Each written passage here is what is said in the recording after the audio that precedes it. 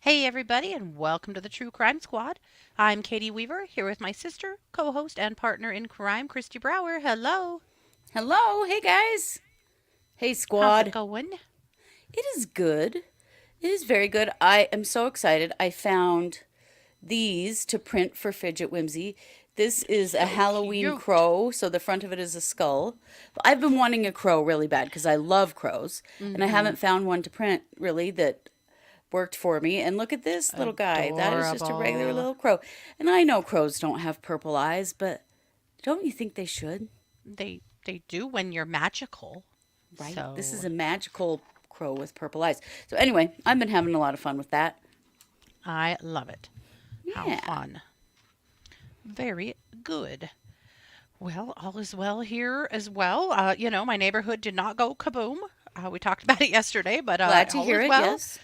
Turned out they were, what did I read? They were old mortars that, yeah, it And turned someone out to had not be them? a risk in their Someone car. had them in their car? Hmm. Why would why? Well, it's hard to say. Okay, here, I'll read it to you so that you understand. Okay. Okay. Uh, so this was in my town yesterday, just a few blocks from my house. During a traffic stop of a vehicle of an arrest of the driver, a search of the vehicle was conducted. During that search, two suspicious devices were located inside the vehicle that appeared to be explosive devices.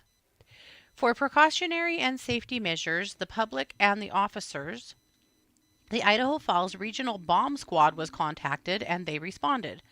During a scan of the devices, the bomb squad determined the devices were commercial mortars that were altered and removed from the original tubes and then taped up with long fuses.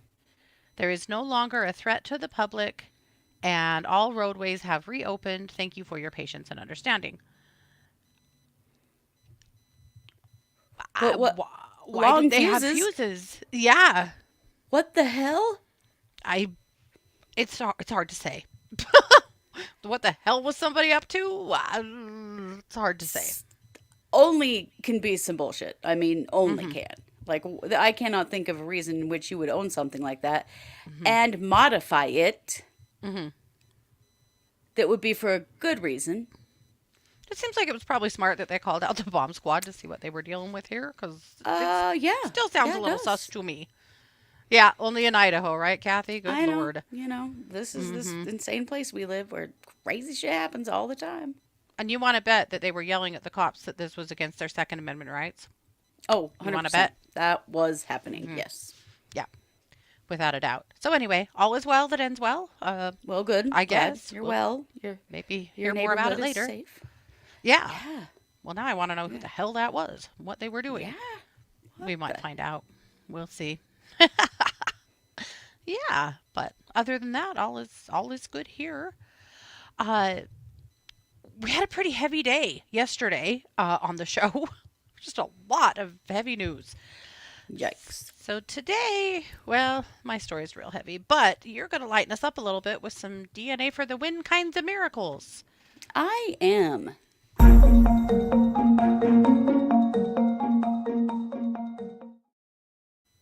So, DNA for the win, as usual, solves a mystery. Hmm. And this mystery is 70 years old. Wow. Yeah. A little boy was abducted from in California. His name was Luis Armando Albino. 70 years ago. He was abducted on more than 70 years ago, on February 21st of 1951. He was lured away by a woman while playing at a park with his big brother Roger. This happened in West Oakland, California. Okay. And there was nothing to go on. really, except for just the description of the woman that the older brother had. Like, that case went completely cold until his niece did her DNA on Ancestry in Okay. 2020. And she started getting some interesting hits. And one of them was a man that she didn't know, but that the DNA match was 22% and said this man was her uncle. And she started thinking maybe this was Luis. Maybe we've found him after all of that time. So she started comparing photos of him and her family members. And he looks just like her other uncles. And he looks Wow. uncannily like her grandmother. And so after a bunch of research on her own, she went to the police, where they actually filed a missing persons report on Luis so that they could then, because this is so old that, Yeah. so that then they could start checking in and have a talk with him and see if it was him. Yeah. And it was her uncle, Luis Albino. He has been living on the East Coast. And he is now a grandfather. He is a retired firefighter. Wow. And doesn't appear that he had any idea that he was kidnapped. Wow. That's Yeah. incredible. We don't know like the whole story behind what happened as far as him being taken and who raised him and stuff. They're still investigating that portion of it, although I can't imagine that the person who took him is still living Well, right. I at would this assume his point. parents are probably deceased as well, if he's in his Yeah. 70s. Yeah, but he's now reunited with this entire family that he didn't even know existed. Absolutely amazing. So this on the right is Roger, the older child, and Luis is the little one. And on the left is Roger and Luis. Luis is the one in the blue shirt. Wow. Isn't that the coolest thing ever? Which is absolutely astounding. It's Yeah. amazing. And the Wow. police said, like, Denise basically did all of the investigation for them. Uh-huh. She wrapped this entire thing up and handed it to him and said, "Here you go. There's my missing uncle." Wow. Good on Isn't that her. wild? I hope she's a true Yeah. crimer by nature. Like, I would imagine she's that in the she club now. is. Yeah. Because, yeah, she got way into this and researching and looking at pictures and stuff and doing this comparison and saying, he looks exactly like my family. This has to be him. And Yeah. turns out DNA is a match. And he is Indeed. her Yeah. uncle who was missing for more than 70 years. Mm-hmm. What a trip. Can you imagine being that age and learning that you were kidnapped and Yeah. raised by who the hell knows who? Yeah. But it sounds like he's had quite a successful life, um, all on his own, Yeah. not even knowing that he was missing. Yeah. That's incredible. Absolutely incredible. Yeah. She said in one picture he looked so much like her grandmother that it gave her chills, and she said, "There's something here. Yeah. It has to be." So, he's a grandfather, a retired firefighter, and a Marine Corps veteran, Wow. and has been living on the East Coast. Was kidnapped from the West Coast, and then has been living on the East Coast all his life. So, but we have no idea if the people who raised him knew he was kidnapped. We don't know anything. No. Right. Was he, you know, sold to somebody? Did the people who Right. kidnapped him raise him? We don't know.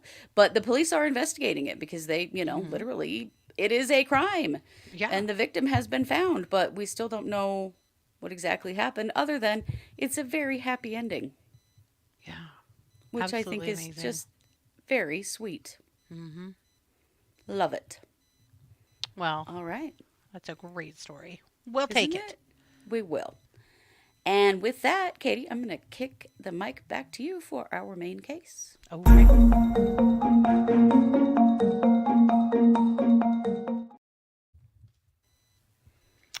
Well, this story unfolded on the 19th, so last week, and you may have heard about it already. Oh, sharing your stuff. There we go. This is a shooting that happened in Letcher County, Kentucky. Yeah.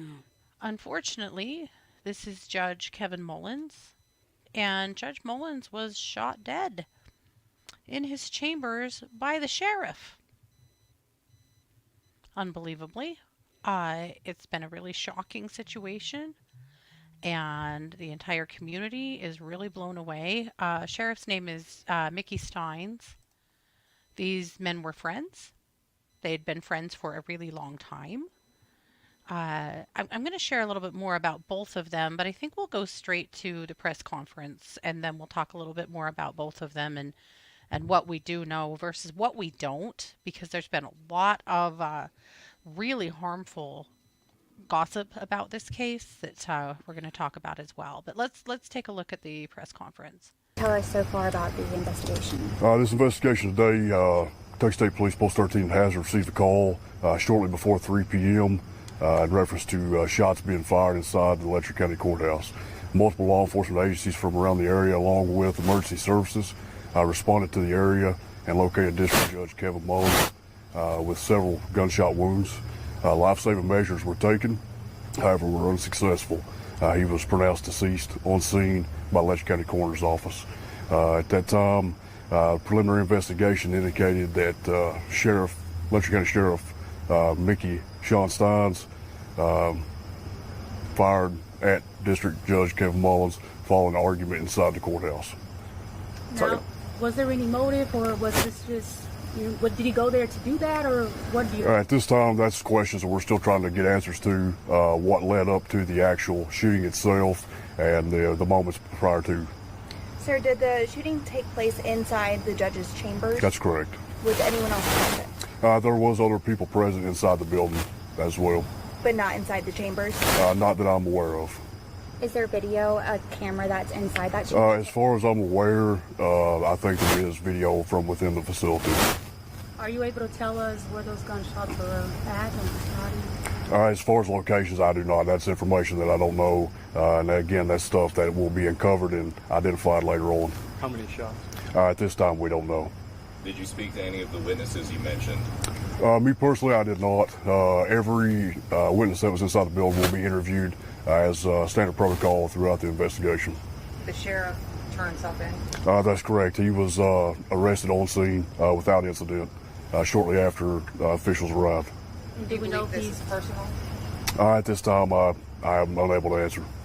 Do we know if he's cooperated yet? As far as I know, yes.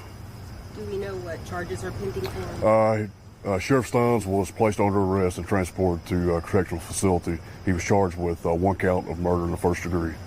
Now, will the sheriff's office have any, will they be helping out with this investigation? The Kentucky State Police will take the lead on this. Post 13 detectives will be carrying the investigation.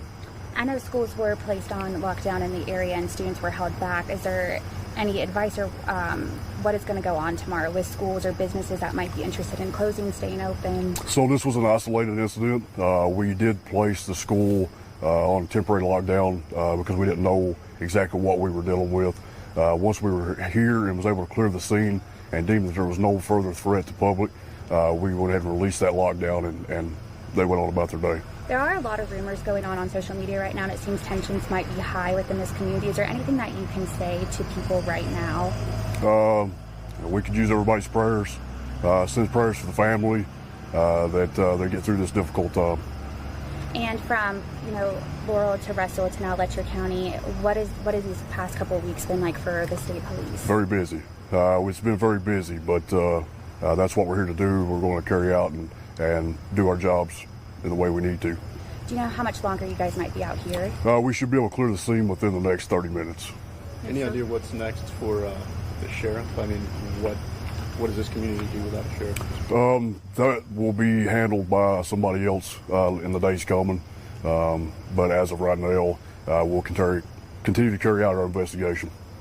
From my understanding, this is the first time something like this has happened in this area. Can you confirm that? As far as I'm aware, I don't know of anything of this magnitude.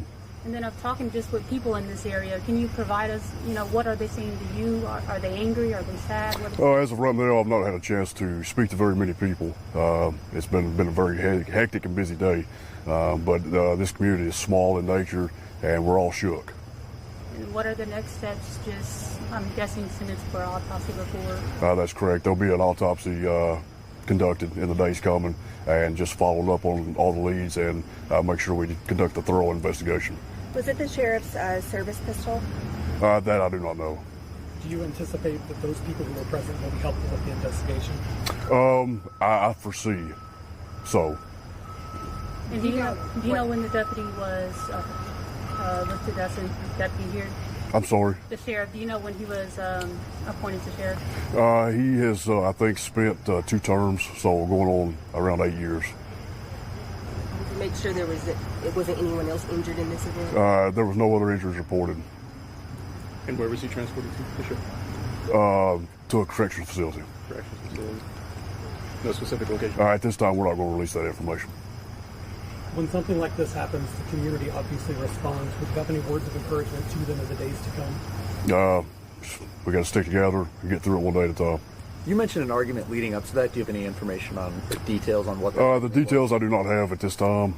We know that it was an argument between the two that led up, but what exactly transpired prior to the shots being fired, still things that we're trying to get answers to. How long had Judge Mullins been in his position? That I'm not sure. I don't have that ready and available. And is the body still inside? No, it has been removed at this time. Who appoints the sheriff? Like, who appoints? Who's going to become? So as far as the process that's going to take place in the days, I'd let somebody else comment on that, and they would probably be better suited to answer that question for you. Anything else you that we didn't ask? This time, no. Do you know when the sheriff will have a court appearance? I do not. That will probably not be scheduled until a later date. And do you know if the body will be sent to Frankfurt? Or? To the medical examiner's office, that's correct. Is the courthouse going to be shut down for any amount of time? I have not been briefed on that. That is something that those officials will have to work through and decide what's best for not only the community, but the officials that work inside that building as well. What can you tell us about the scene? Is it very gruesome? What is it? As of right now, we don't have any of that information to share. What the hell kind of question is that? I know, that's gross. What? I'm like, that's Jesus, it. We're done. have some respect for the victim and the victim's family. Yeah. God. So let's talk about Letcher. Letcher is a population of about 22,000. So it's a very small community. Mm-hmm. And Judge Mullins had been, actually, let's start with him. I want to talk about both of these men so that we can move on from there and understand them. Judge Mullins has been a district judge since 2009. He was a prosecutor in the county for 8 years before that. He was 54 years old. He went to college at the University of Kentucky and the Louis D. Brandeis School of Law at the University of Louisville. He was a judge in the 47th District Court. He handled juvenile cases, misdemeanors, issues involving the city and county ordinances, traffic offenses, probate of wills, arraignments, small claims, civil cases involving $5,000 or less, mental commitments, and cases involving domestic violence. Judge Mullins was well known for being a big advocate of recovery, and attorneys who have been in his courtroom. I follow a TikToker particularly named Brandeis, who has been in his courtroom many times. She's an attorney, and she said he was well known for giving people second chances, for getting people into drug court, getting people into rehab. And she said she has seen him more at recovery events than she ever did in the courtroom, that it was his personal mission to battle opioid addiction. I saw that from her too. That's really cool. Mm-hmm. Well loved in his community. He was known for trying really hard to be fair with people and take good care of people. So that's a little bit about him. There was a memorial for him on Sunday where people just were coming out of the woodwork to talk about what a good person he was and how good he was for their community and how well loved he was. Uh, so let's talk about Mickey Stines. Shawn Mickey Stines. The name is actually Shawn, but he goes by Mickey. He was first elected in 2018 and then again in 2022. His department has been up against a scandal, and that's something that may be important to this case, maybe not, but this is one thing that we know has happened. There was a scandal in 2022 with one of his deputies, a man by the name of Ben Fields, who had recently pled guilty to raping and coercing a woman in the courthouse. And there's a second woman that's come forward now as well. So Fields was fired in 2022. He was sentenced in 2023. And what he was charged with, essentially, or why he was charged, is because the company that is in charge of their home confinement, meaning somebody is on house arrest, you have to pay for that. And there were a couple of women, at least that we know of now, who could not pay for home confinement. So their only other option would be to go to jail. And this Deputy Fields was trading sex for those payments. And that sex was happening in Judge Mullins' in Judge Mullins' office. That obviously is a scandal that kind of shook this community, and there is a new lawsuit, a civil lawsuit that Sheriff Stines is mentioned in, claiming that he had not enforced their own rules or trained Ben Fields appropriately. So the civil suit is against Mickey Stines, it's against Ben Fields, it is against the Sheriff's Department, and it's against the company that is actually in charge of home confinement. So Mickey Stines was deposed in that lawsuit 3 days before this shooting.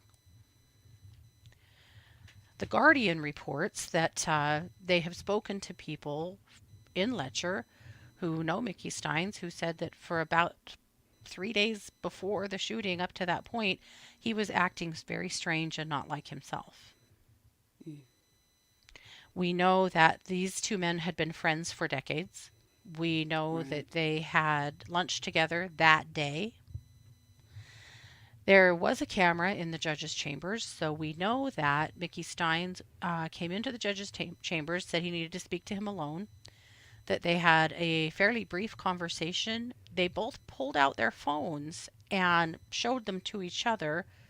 And at that point, the sheriff walked around the desk and put several bullets into the judge. And then walked out of the judge's chambers with his hands up and immediately surrendered himself.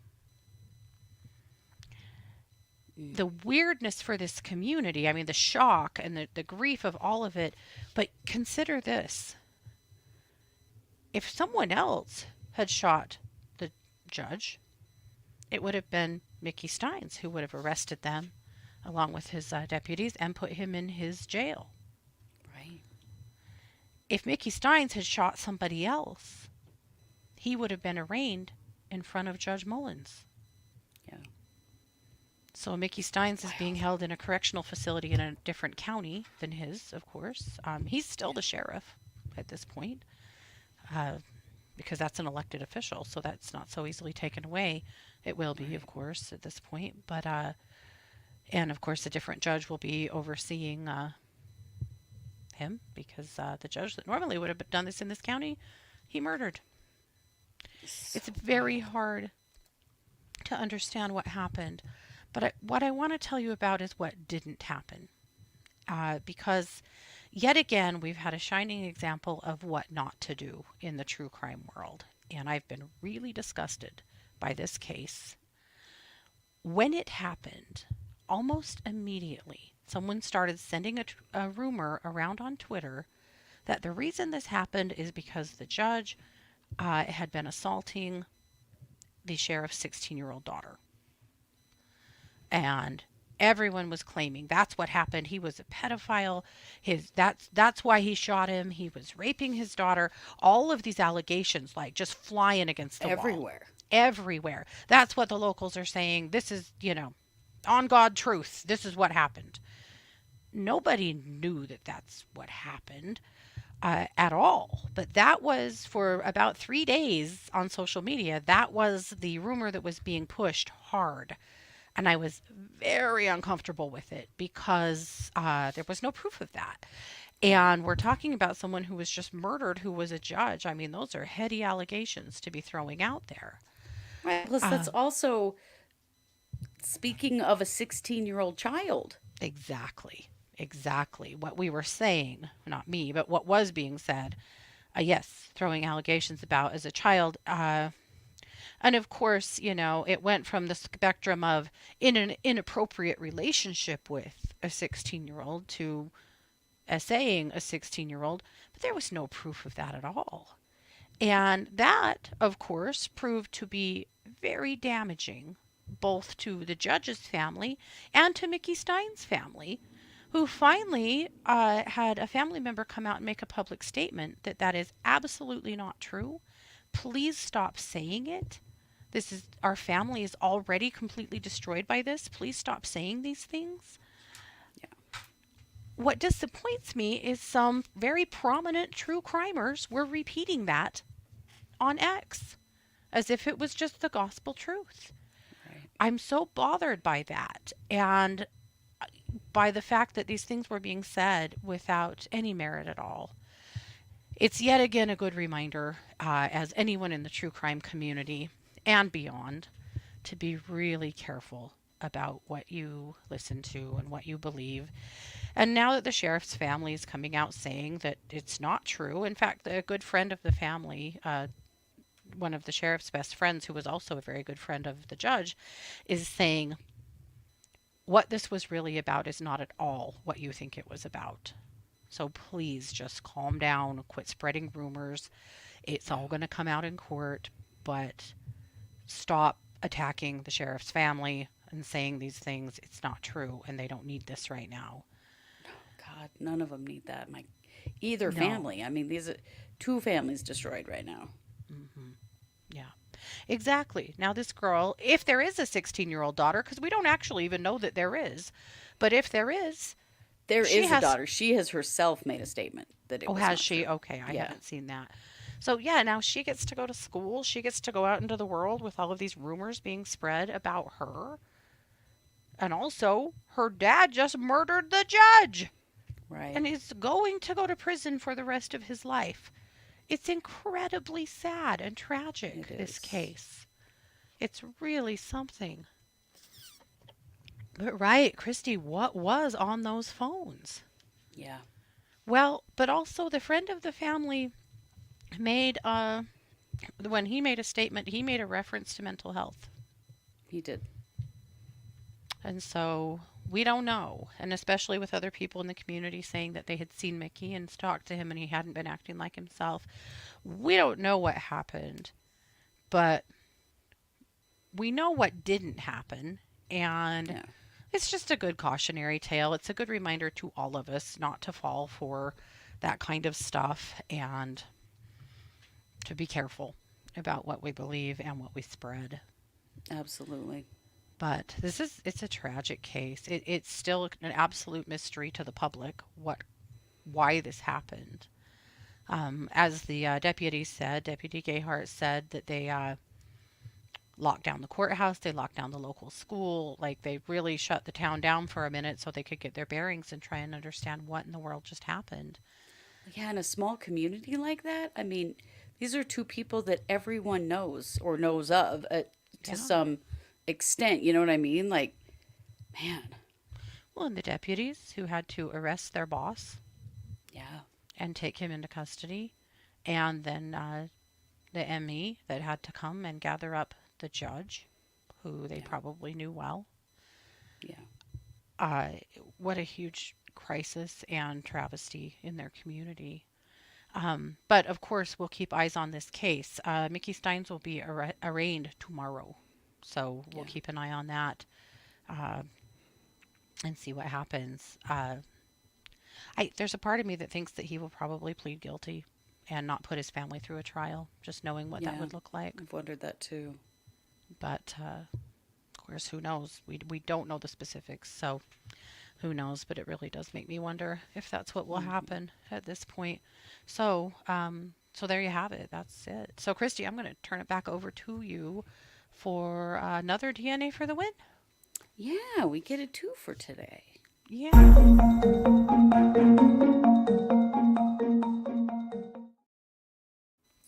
You know, some people do the grossest thing, and I hate it. And I wish they would never do it. My son's done it before too, and I think it's so gross. And that's when they spit on the sidewalk. Ooh. Ugh, hate it. Yeah. But it was especially bad for James Holloman, who was under surveillance by the police, apparently. And that spit on the sidewalk led to a DNA match that led to his arrest in a murder committed in 1988. Wow. Yeah, isn't that wild? Well, sucks to suck, I guess, if you're going to be gross. Yeah. So, the victim, Karen Taylor, was found stabbed to death in her apartment. This was in Boston in 1988. This man had been a suspect. James Holloman had been linked to her death after her body was discovered in 1988. Get this. Because a check made out to him was near her body. We are not talking about genius level criminal behavior here. However, oh my God, they could never tie him to it forensically. And remember, this is 1988, so forensics were a lot different. Well, for whatever reason, they were following him. Police were following him. They saw him. He is now 65 years old. He spit on the sidewalk outside of his house last year. And they used that spit to link him to Karen Taylor's murder. Ooh. They determined that it was a match to fingernail scrapings that were taken from underneath her fingernails at the time of the murder, Wow. as well as a bloody sweatshirt and a cigarette discovered near her body. How this guy has been free this whole damn time, considering how much evidence he left behind, I don't really understand. But he was arrested on Thursday, September 19th, and he has a hearing coming up on October 29th. He has no criminal record besides this, which I find kind of interesting. His attorney has said to the media that he doesn't think that his client's DNA could be tied to that murder after all this time. Okay, Jan, it sure can. Does it change? I'll tell you what, DNA, that shit survives. That's what. Yeah. Yeah, it So- most definitely can. It is, some closure for Karen's family. So what happened on May 27th, 1988, Karen was 25, and her body was discovered after her mom called her apartment looking for her, and her 3-year-old daughter answered the phone and said that her mom was sleeping and that she could not wake her up. Oh, no. So mom went there and found her face down in a pool of blood. She had been stabbed 15 times. Oh, no. Oh. Yeah. I cannot find good pictures of either James Holloman or Karen Taylor. There were some of James Holloman that I'm not 100% confirmed that they are him, so I'm not sharing them because I certainly don't want to put the wrong person on the internet saying they were a murderer. And I can't find any pictures of Karen Taylor so far. Maybe those things will come out eventually. But hey, there's another reason to not freaking spit on the sidewalk. It's gross. Also, if you've committed any crimes, they might find your DNA. Boy, does it make you wonder now that his DNA's in the system if he's got more crimes under his belt that they don't know about yet? It does make you wonder. I mean, how he lucked out, leaving all of that behind and not ever being arrested for her murder until now is hard to What's fathom. he been doing for the last 30 years, 40 years? Yeah. But police were following him. So this, periodically cold cases kind of come up in a cold case unit of police who try to look at a case again, and they had DNA. They knew they had DNA, and so they were looking at him again. So perhaps they'd looked at the evidence that they had previously and went, we really should get DNA. Yeah. pretty clear that they knew that he killed her, but they were never able to prove it. But now, with DNA technology, it has improved so much. So Yeah. stop spitting on the sidewalk, damn it. Or maybe don't if you're a murderer, Yeah. because then maybe they'll catch you, because that would also be good. Wow. Well, that is disgusting and really good news. So Yeah. I'm So all the glad. love to Karen Taylor's family. Yeah. What a Her poor 3-year-old who would be 39 now, yeah. 39 or 40. Wow. Yeah. Wow. It must be surreal and bittersweet in some ways for these families, who've waited all this time for justice. At least he's alive. I mean, so many of these Right. DNA for the win cases, the purpose, now we know who it was, but they're deceased. Yeah. At least he's alive. But wow, what a reopening of old wounds. And Yeah. also, can you imagine being the family of the perp, No. right? To knowing, finding out all this time that he's been keeping this secret. Right. What kind of guy is he? I'm going to guess not great. Is he a dad? Is he a grandpa? He's probably an uncle, a neighbor. I mean, yeah. Would be I always really wonder, shocking. are the people that know him going, well, yeah, no shit, Sherlock, this is no surprise? Or on the flip side, are they absolutely dumbfounded because he's Yeah. been wonderful in their worlds? I know. So I'm sure more will come out about this. This is very recent, but I found it rather fascinating. Yeah, definitely. And right, Kathy, I agree with you. Everyone who spits on the sidewalk should be arrested. Agreed. Gross. Quit freaking So doing it. disgusting. It is the actual worst. Yeah. Yes. Mm-hmm. Yes, it is. Wow. Well, there you go. Not quite so heavy today, Yeah. but so that's probably good. But tomorrow night is case updates at 6 p.m. and then we'll be back Thursday at 3 p.m. for yet another episode. And don't forget that we have brand new Patreons up. So we have 2 Patreons for the month, of course. I did the Bubble and Squeak murder. And I can't remember what you did. I forgot too. I did Rulin Group, who was a man convicted of a murder local to us many years ago, who most certainly did not do it. And there's quite a history in that case. It's a very interesting walk through the fucked up legal system. Yeah, and who was actually loosely related to us by marriage, and our dad cut his hair. Yes. So this was a case a little closer to us as little girls. Yeah. Yeah. The last news on Marcellus is that he is scheduled to die in 21 minutes. Tubbs. It just makes me sick, man. Yep. Unless something has happened between now and the last time I looked a little while ago. Yeah. Let's take a look just for the hell of it. I cannot imagine they're really going to go through with this. I cannot even let my head go there. It's on. It's happening. Damn. Yep. Yep. I don't think anything's going to stop it now. The time is now. Yeah. Wow. Well, Horrifying. absolutely horrifying. Yep. Well, all the love to Marcellus Williams' family. I can't imagine what they're experiencing right now. It makes me sick too, Jennifer. Absolutely ill. Yep. Yeah. And to the victim's family. Absolutely. Who also felt that this should be stopped and a closer look given at his case. Yeah. Yeah. This is just wrong on every level. Well, because someone killed that girl. Right. And all the DNA says that it wasn't Marcellus Williams. So who was it? Because they are walking. Yeah. Very much walking now.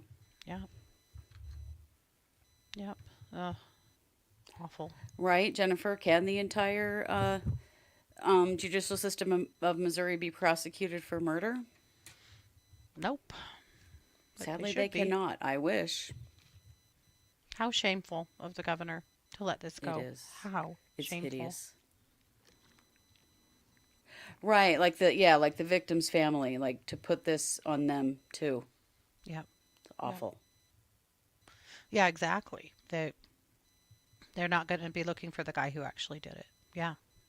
And just pretending like he was definitely guilty when you have a pile of prosecutors insisting that he's not and that they have plenty of evidence that refutes that. Yeah. With courts that just go, Not our I'll problem. never understand it. I won't either. Well, that's what we've got. Anything else? I was looking to see if there's any hearings going on that we were interested in. I didn't see anything this morning. Nope, nothing major. Yeah. Okay. Well, then we will be back tomorrow at 6 p.m. for case updates. In the meantime, if you would like to give us a tip, you can always do that over at True Crime Squad. You can also find my Etsy store and Kristi's Fidget Whimsy store there as well. And those are great ways to support us. And also just like, share, comment. That helps us a lot. So yes, we appreciate you guys and appreciate you being here with us. And everybody that's in the rewatch party or the archive party or the podcast party. Whoever, wherever. Very grateful for you as well. We appreciate you a lot. So, thanks for being here. This has been yet another production of the True Crime Squad. Bye, everybody.